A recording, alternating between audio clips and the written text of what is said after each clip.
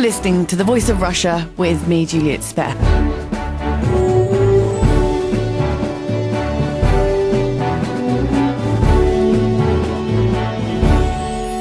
Now it's that time of year in England and Wales when 17 and 18-year-olds and above anxiously await the results of their A-level examinations. For some, it won't be the grades, though, they get that will be preventing them from going to university, but the debt ahead of them. The coalition government decided to increase tuition fees in England and Wales to nearly £9,000 a year. Now, the average tuition fee at an English university is £8,385, and EU and UK students are entitled to take out government-backed loans in order to pay back the fees. A report by the Independent Commission published ahead of the A-level results day reveals the number of university applicants in England has fallen by around 8% compared to the applications in 2010. Now, that's around 15,000 fewer applicants in England. But 1 in 4 students drop out in their first year. So will the previous Labour government right to encourage 50% of young people to go to university? And is university necessarily the right route to take? Some might ask, what is the point of higher education? And with me to discuss this today is Professor Anthony Smith, the Vice Provost of University College London, Spencer Malman, a managing director of a website called notgoingtouni.co.uk. Annika Olsen is a researcher at the Institute for Public Policy and currently looking into the future of higher education in England. And Callum Lynch-Strachan, who's been offered a place at university, is waiting to accept it. So maybe today's discussion could convince him one way or another. I'd like to ask you first, Professor Smith, what's the point of university? Well, I think our view at UCL would be that what we most want to see in our graduates is a range of skills that are going to enable them to move into graduate-level jobs. Clearly, it's a time of huge anxiety for prospective students, very difficult decisions that lie ahead of them. What can they see? They can see that they will accumulate some quite significant debt under the new tuition fee arrangements, and they can also see issues of unemployment looming large. Today's figures of something like 20+% unemployment into 16 to 24-year-olds poses them some really terrible choices. I think what they need to be thinking about is the longer-term view of what are going to be the kind of jobs that are needed really to take the economy further, and those absolutely require graduate level skills, and that's what a good university education will do. Alongside good graduate skills, what's the value in completing a university course? There's two elements about it. There are what are going to be the sort of subject-specific knowledge that they get. And if you look at what graduate-level employers want, something like about a quarter of them want specific knowledge skills. But if you survey, as we do, and what do graduate employers tell us, 75% of them, they want students that have really sort of honed their skills in critical thinking, in analysis, and in communication. And that's what completing a degree program gives all students. Annika Olsen, you're a researcher at the Institute for Public Policy Research. Now, does the whole education sector need a bit of a shake-up in response to the rising tuition fees? What evidence are you finding? Well, the evidence shows that graduates do earn more on average than non-graduates. So the median hourly pay for graduates is just over £16 compared to £10 for people who have left school after A-levels. And the advantage is more than just in difference in pay. Having a degree also decreases your likelihood of being unemployed. So the employment rate for people graduating in the last 6 years is 85.5% compared to 73.3% for non-graduates. So So even though the labor market has become more competitive and the premium has declined in the past years, this shows that higher education still buys you an advantage in the labor market. But I think there are also other reasons why going to university can be a hugely important, life-changing experience. So things like writing essays and dissertations and going out on weekdays and getting involved in clubs and societies are all part of the student experience that you get from doing a degree. You will also make new friendships, expand your horizon and network, and develop valuable social and communication skills. But perhaps most importantly, if you're academically inclined, you get to engage with a subject of your choosing to a level you're unlikely to do in any other setting. So, like, if you are interested in a topic that you want to study, it is like you should go to university to do it, because you know, that's where you get to do that. But this experience, alongside the academic study and analysis and structure, this experience, to have the experience, that's quite costly though, isn't it? £9,000 a year for an experience. It is, and in an ideal world, tuition fees wouldn't be as high as they are now. But if you want to go to university and you want to get this experience and you think you will benefit from it personally or career-wise, I don't think you should let the hike in tuition fees deter you from going, because it's important to remember that you only have to start repaying your student loan if you earn more than $21,000 a year. So if things don't work out for you and you end up not getting a good job, it's not like the government is going to come and track you down and demand that you pay it back. So it may actually be more useful to think of the student loan as a graduate tax, because it will only show up as like a small deduction of your monthly pay. You're listening to The Voice of Russia with me, Juliet Spare, and I'm asking, what's the point of higher education? And joining me is Spencer Malman, Managing Director of notgoingtouni.co.uk, Annika Olsen from the Institute for Public Policy Research, Callum Lynch-Strachan, who's been offered a place at university and is waiting to accept it, and University College of London Vice Provost Professor Anthony Smith.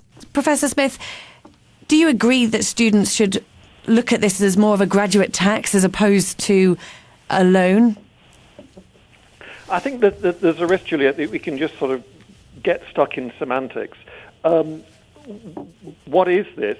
As Annika's just explained, that students will, at the end of their time, on the point of graduation, they will have, if it's a 3-year program and if it's charging £9,000 a year, they will have £27,000 worth of debt, which has, and that money has been loaned to them essentially from the government via the student loan company.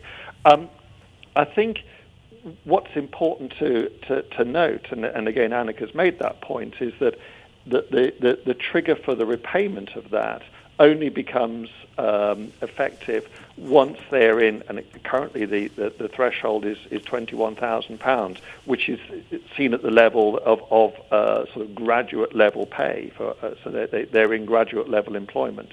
Then it starts to be repaid. If they don't achieve that, then it's not. So I think it is just semantics about, is it a loan or is it a tax, in the sense you could argue it's both. Thanks. The money's loaned to them, and it does become repayable through a taxation on their pay once they've reached that 21,000 threshold. Okay, thank you, Anthony. Now, I think, Spencer, you've been scribbling away furiously there. You run a website, notgoingtouni.co.uk. Can you just explain to us how that became set up? Sure. Not Going to Uni was set up by myself and a young chap who approached me. He was 18 years old, he'd been accepted to study law at university, decided not to go for very personal reasons and wanted to find a website that showed him what his options were. He needed a broad understanding of the landscape and nothing existed. He came to me, I had a background in education and technology, and Not Going to Uni was born, and we're now 3 years old. We carry 6,000 live opportunities for young people right across the spectrum. We're not anti-university in any way, shape or form. In fact, a number of the things on our website actually lead you to a degree, but we're everything outside of that very traditional university route. So what sort of analysis would you say when you go to job fairs and you meet young people and you ask them what they want to do with their lives? It's quite mixed. We probably attend 80 events up and down the country. We see all manner of young people at these events. Probably we see 250,000 face-to-face and have some sort of dialogue. You get young people coming along and you question them about what they're going to do. And I had one young lady not long ago say to me, I'm going to university. And I said, OK, fine, great decision. I'm not anti-uni. But what are you going to study and where would you like that to take you? And her answer was very simple. I don't know. I don't know. And it was a question of there's a lot of young people out there that are going to be perhaps following the crowd, wondering more about the lifestyle issues perhaps rather than going to university for education and the job that it would lead on to. It's clearly not the case for everybody. I think that a lot of young people are now reanalysing the landscape in light of these tuition fees. And most graduates, let's be honest, will earn $21,000 fairly quickly. So they're going to be paying back that loan at a fairly quick stage. And I think, it might be £9,000 a year, but if you look at a survey put out by a company called Push, who do a university guide, they think the average cost is going to be more like 53 to 55k when you take on board living costs and so on. OK, so Callum, you've listened to what everyone's had to say so far. You still haven't accepted an offer to Brunel University to study anthropology. Yep. Having listened to this, the experience, the debt, the value of education, what are your thoughts? I think education is highly valuable. But I think the main problem is there's an alienation in the youth with the government and a lot of other organisations, institutions, corporations, the corporate state. So there's a massive problem where children they don't know where they're going, they don't know where the government are going. These institutions, these like Goldsmiths, UCL, Brunel, all these institutions, they do so much research, they know so much about the state of affairs in this country. They know why everything's wrong, they know how to make it better, in a sense they do. But nothing's done about it. And it even says on the Goldsmiths website, there's so much. Anthropology is an amazing subject, we know so much, but so little is known about it. So I think the big problem for me is knowing if I'm going to university, how will this change, that I want to see in the world, like that people go to university to do. Like this should be seen in society, and it is worrying for children when they turn on the TV and they see celebrities and they see David Cameron, they see these politicians, and they think, why isn't this information that is going on in the university, this research, why isn't it being implemented with the policies of government?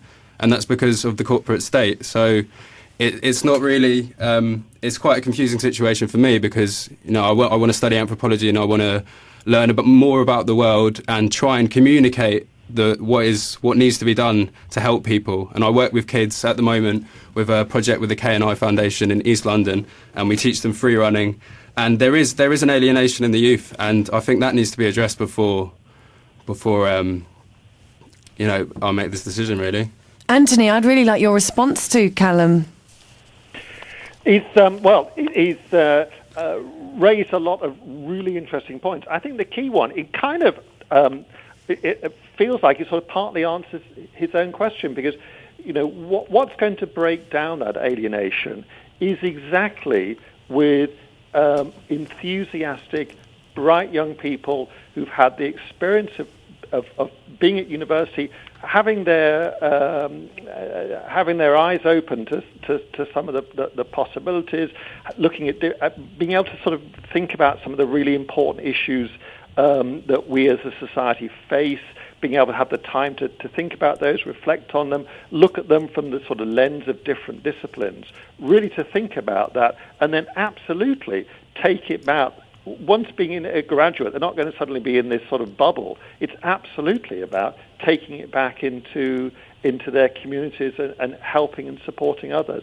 That's the very essence of it. And again, as Annika mentioned, that's done through obviously largely through the degree program, but also through issues that they can also do whilst they're at university, volunteering. We've got a tremendous volunteering program here. Last year, 1,500 of our students gave, I think, something like 39,000 hours to the local community. For us, that's in Camden. That's equivalent to one person working for 19 years. Fantastic opportunity to get out there and work with local projects. Same things for internships, and student enterprise is also strongly supported, looking to sort of pick out those entrepreneurs, not just in the business field, but in sort of third sector as well. Lots of opportunities, and have those horizons opened up is the very essence of studying for a degree. When the youth that don't trust, the government and this massive expansion of corporate state, how are we supposed to implement change when there is no trust? There's no trust whatsoever. There isn't any trust. Like the economic system is completely defunct. Like there is no trust. So what good are we to do?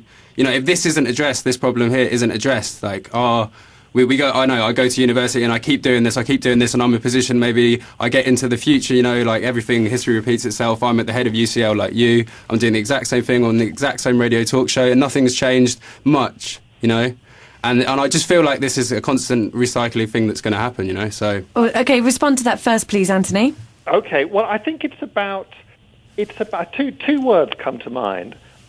Which I think we're hearing really strongly. It's about advocacy and it's about leadership, and those things they can start locally in advocacy and leadership in local communities, and moving through, people might become more sort of politically active and engaged at that level. That's how change gets made. So from everything that say it's all too difficult, let's not do it, then nothing will change. We'll come to Spencer first, then Callum, you can respond to Anthony after. That's fine. I'm just keen to bring it back very slightly to some of the key issues. And some of the key issues facing young people today is the lack of quality careers advice. The government has been going around cutting connections offices. Schools have not had the funds to employ qualified careers advisors, and they're reliant on a mishmash of teachers trying to impart this vital information to young people. What has their study been about over their school life? It's all about their future, their career and their future education. And there's barely anybody in post with the knowledge actually to disseminate this. It's an absolute travesty. Yeah. So careers advice is appalling. Employability skills should be embedded in the curriculum. I employ, we're only 16 people in our company. I've got 4 apprentices. I'm doing what it says on the tin. And I interviewed a lot of them, and employability skills were relatively poor. They come in, you say, what do you know about our organisation? Oh, you're a website. I asked you to be here at 9 o'clock, it's 9:15. Any problems? No, just a bit late. Employability skills need to be addressed at school. Young people have to understand what it's going to be like in the workplace to take advantage of the situations that are going to happen. And I think it's also worth pointing out, a study was done that showed that a young person who does an apprenticeship will earn 105,000 more in their career over the period, which was a similar sort of number that a university graduate was being quoted at. So, there isn't this vast disparity, and you're getting your foot in the door with the employer at an earlier stage, and I think that'll serve you really well. You're listening to The Voice of Russia with me, Juliet Spare, and I'm asking, what's the point of higher education? And joining me is Spencer Malman, Managing Director of notgoingtouni.co.uk, Annika Olsen from the Institute for Public Policy Research, Callum Lynch-Strachan, who's been offered a place at university and is waiting to accept it, and University College of London Vice Provost Professor Anthony Smith. I think one thing you perhaps just should say at the outset is that this is early days. This is the first year that this has come in, and we've got to be. There's a great danger that we will extrapolate from what we're seeing happening right now and thinking there's going to be long-term change. We don't know. There may well be, but we don't know. There is not that certainty there. I think. I would agree absolutely with Spencer's point that it's really important that children, as they go through school, need to have different career options absolutely made clear to them, and so that you don't end up with a situation that for some you just think it's the default thing that you go to university. That's one point. I think the other point I think I'd like to make is that this isn't that now what we're beginning to see, and UCL is involved with this, is a greater sort of diversity of provision for students. It's not just about you go to university or you don't. So, for example, we, along with Loughborough University, and are involved with the East London University Technical College, along with Network Rail and Ford, which is absolutely about a different approach to education for 14 to 19-year-olds, where we can much more sort of work-based and technical level training, which will be right for some students. And I think it's that, to have that sort of a much greater diversity of offer and choices for young people has to be a really good thing, even though we are in a very dynamic and profoundly uncertain employment environment at the moment. So the diversity of offer is, I think, has to be a good thing. This is a tough decision then as to what is the point of university. Callum, do you still feel that you would get anywhere or get further in life by going to university? Yeah, of course I do. I mean, I think I want to study anthropology, learn more about myself, learn more about the world, and try and implement some sort of change with what I know and the problems that I see in the world. And I think the institution has so much more power than individual human beings now, and that people are losing their individual strength, their individual spirit. The reason, like you said, 1 in 4 people drop out of uni in the first year or something, they feel so controlled by this institution. They feel so maybe powerless and so confused as well about their own lives, you know. But this is obviously a problem with the youth. This is always going to happen. Yeah. There's always going to be this. It comes down to the poor advice they get in the beginning. They've gone off to uni, they followed the crowd, whether it's because they want a great social life, whether it's they're chasing a dream that's perhaps slightly unrealistic, and all of a sudden they find themselves 150 miles away from home. They've got no friends, they've got debt, they're living in a grotty flat somewhere, they're getting very little tutor time. Virtually every student that I know that went to university tells me the first year is spent in the pub, then everybody spends the second year trying to catch up. I'm really sorry, Anthony, if that's a terrible generalisation, but that's what's fed back to me. And I think that, you know, something like an apprenticeship or a sponsored degree programme, you've got organisations out there like Logica, PwC and Deloitte with sponsored degree programmes. They'll pay for your study. They'll give you a job. They'll cover all of this for you, and they're going to capture you at the outset, and you can have a fantastic career. Something else I'm seeing growth in is non-UK universities now promoting to the UK market. You can go off and study in Maastricht, in New Zealand, in Holland for £1,500 a year, do a degree in the English language, and come back with a high-quality degree that shows that you've stepped outside the box, you've been creative, you've sort of combined it with a gap year, if you like, you've shown you can stand on your own 2 feet.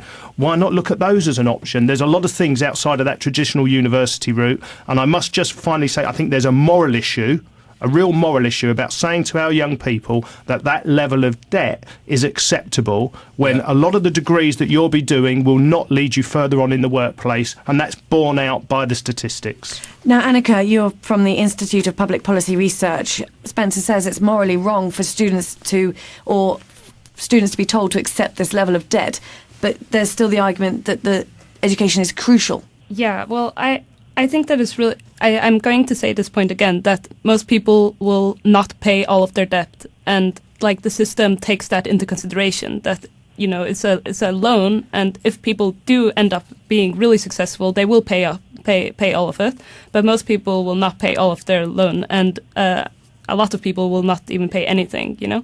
So I think that's a really important point. But I also agree that it is really important to have a diversity of offer and much more information about the other options out there. And so, because clearly higher education may not be the best route for everyone, and it depends on what you want to do, and some other things may be, much better for you. And there's also a real need to improve vocational learning both in colleges and via apprenticeships. So this is also something that we're looking at as part of this. What is the role of higher education, and what is the role of vocational learning? And there's a real lack of attention to vocational learning. There's a real attention just to higher education and the importance of higher education. And there's it's almost a bit like the other routes aren't as valued in our society, and I think that's a problem as well. I agree with you entirely. We need to get people to understand that the vocational route does have real depth to it, and it plays a valid part. I mean, there was 457 apprenticeship starts in 2011 that wouldn't have been there. What would the figures be looking like today if there wasn't an apprenticeship scheme in place helping young people into the workplace? And also the ones that start to do apprenticeships that didn't go to university open the door for those that really want to study to get in and not be rejected by UCAS. A couple of 100,000 students a year are rejected by UCAS, and they may be the ones that deserve and need this more. So the diversity will help the universities, it will help the students, there'll be less wastage on money. We just need more people looking at the options that exist outside of traditional uni. Anthony, would you give a final bit of advice to Callum? And sort of, you're from one of the top universities worldwide. The ambition you've shown, and your absolute real passion for citizenship and rights, then the chance to sort of develop that thinking that you'll get from doing your degree in anthropology will be absolutely the right thing for you to do. And I wish you the very best of luck. Thank you. Callum, I'd like you now to maybe tell us, I know it's a tough one, but I thought that was a very fair bit of advice from Anthony. And we've learned and heard an awful lot about what is also the alternative to university. And you're still, you are 22 and you have been offered a place, you're still waiting to decide. Will you take up a position at university knowing that you will incur debt, but you will, as Annika has pointed out, make a huge contribution to Britain's future? And alongside what Anthony said, given the time and the space to actually harness those creative passions that you've clearly shown the panel here today. For myself, I think the best thing for me to do is to be in a place where I can do this, and to be in a place where I can speak and be heard and listen also, and try and develop something and change something. But I think... And be taught. And be taught as well, yeah. We are moving from an industrial economy into a knowledge economy, which means that we do require more people with higher skills. And we are far from being able to compete with countries like China and India on manual labor. So in order to be competitive, we need people with high-level skills to compete on knowledge work, like designing computer games and inventing new ways of dealing with global challenges like climate change, food scarcity, and transport. So I think that higher education definitely is very important for our future. I'd like to thank all of my guests today for joining me, Juliet Spare, on The Voice of Russia, University College London Vice Provost Professor Anthony Smith, Annika Olsen from the Institute for Public Policy Research, Spencer Melman, Managing Director of notgoingtouni.co.uk, and Callum Lynch-Strachan, a prospective student offering us his perspective on today's discussion.